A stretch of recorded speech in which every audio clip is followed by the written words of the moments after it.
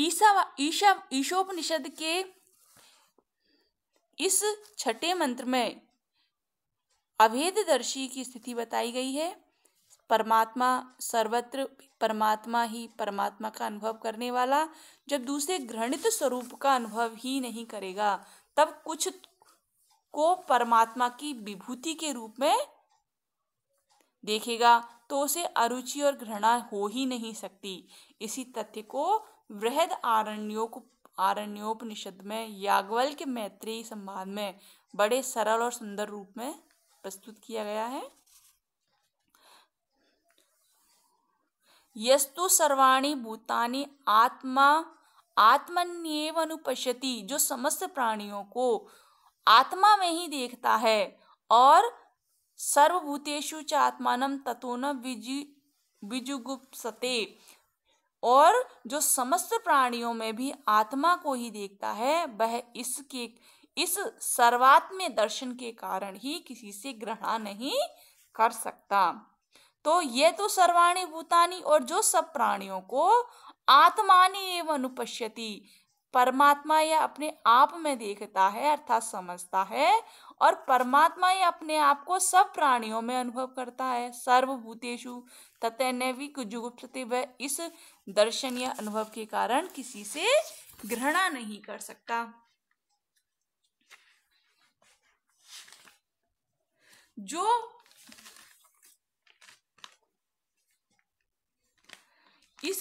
इस मंत्र में जो आत्मा का प्रयोग हुआ है, जो ईश्वर परमात्मा ब्रह्म के अर्थ में है, इस उपनिषद में प्रथम मंत्र में आए ईश शब्द का भी यही अर्थ है।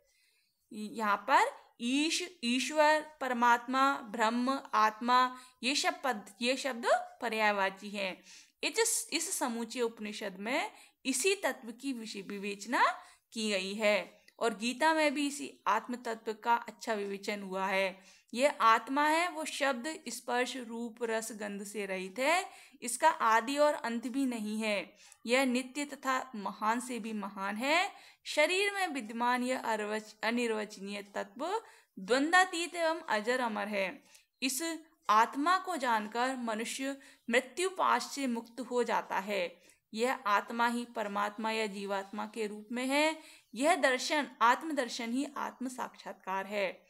इस मंत्र में बताया गया है कि इस प्रकार के ज्ञान से मनुष्य घृणा का भाव छोड़कर और विश्व प्रेम की ओर बढ़ता है।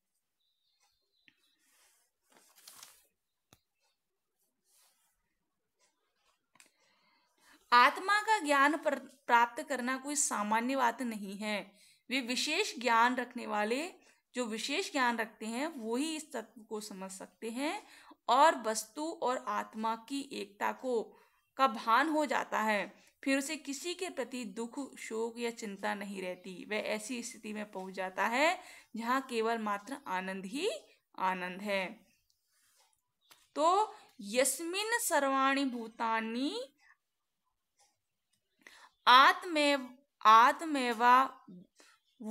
जानितः विजानितः आत्माएव भूम जानितः तत्र को मोह के शोक है एकत्वम अनुपश्यत है। तो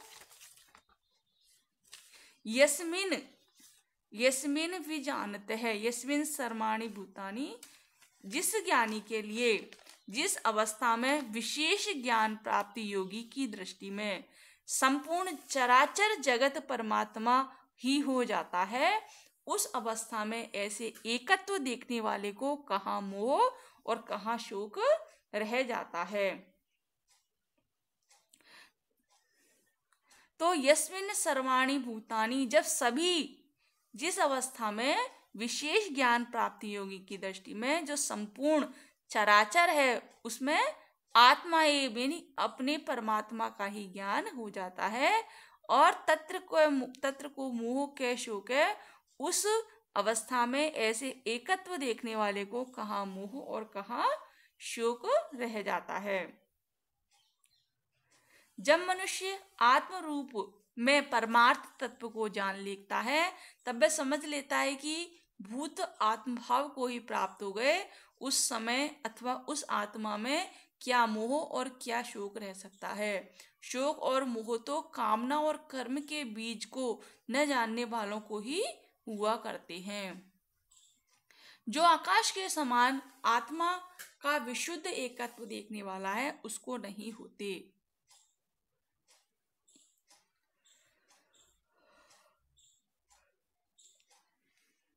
और जिस समय ज्ञानी पुरुष के लिए सर्वभूत परमात्मा हुई हो जाते हैं, उस समय एकत्व देखने वाले उस तत्वदर्शी विज्ञान को क्या शोक और क्या मोह आदि विकार घेर सकते हैं।